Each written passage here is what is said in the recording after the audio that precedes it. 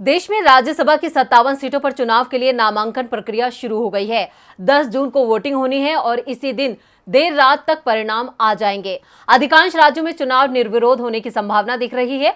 राज्यसभा चुनावों में जिस राज्य पर सबसे ज्यादा नजर है वो है यूपी, क्योंकि सबसे ज्यादा सीटें यहीं पर हैं। यूपी की 11 राज्यसभा सीटों पर चुनाव होने हैं, लेकिन चुनावों से पहले सपा की रणनीति ने बीजेपी को परेशानी में डाल दिया है। तो क्यों परेशान दिख रही है बीजेपी, देखते हैं ये रिपोर्ट। यूपी में बीजेपी के अंदर राज्यसभा सीटों को लेकर बैठकों का दौर चल रहा है। पार्टी को इस बार नुकसान की आशंका दिख रही है। 2 साल पहले राज्यसभा के लिए हुए चुनावों में विपक्ष को सिर्फ 1 सीट मिल पाई थी, जबकि बाकी की सीटें बीजेपी के हिस्से में चली गई थी। लेकिन इस बार मुख्य विपक्षी पार्टी सपा 3 सीटें आसानी से जीतती हुई नजर आ रही है और चौथी सीट पर भी उसने पेंच फंसा दिया है, जिससे सत्ताधारी बीजेपी के सामने मुश्किल खड़ी हो गई है। और ये मुश्किल आई है विधानसभा चुनावों के बाद सदन में बदले समीकरणों के चलते।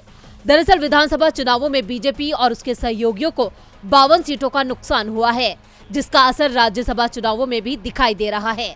यूपी में राज्यसभा की 11 सीटों पर चुनाव होना है और अगर यूपी विधानसभा की दलगत स्थिति को देखें तो यूपी में बीजेपी के 255, अपना दल 12, निषाद पार्टी 6, सपा 111, आरएलडी 8, सुभाषपा 6, जनसत्ता दल 2, कांग्रेस 2, बीएसपी का 1 विधायक है। राज्यसभा में 1 सीट जीतने के लिए 34 वोटों की जरूरत है और 255 विधायकों के दम पर बीजेपी को आसानी से 7 सीटें मिल जाएंगी और उसके पास 17 वोट अतिरिक्त बचेंगे।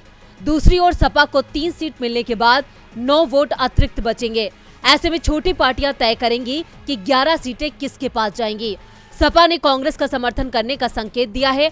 पार्टी अपने 9 अतिरिक्त वोटों के साथ आरएलडी और सुभाषपा के 14 वोट भी कांग्रेस को ट्रांसफर कराने को तैयार है। 2 सीट कांग्रेस के पास हैं। ऐसे में कांग्रेस को 9 अतिरिक्त वोट की व्यवस्था और करनी है, जिससे बीजेपी की चिंता बढ़ गई है। पार्टी को 8वीं सीट पर हार का डर दिखाई दे रहा है। डीबी लाइव की रिपोर्ट।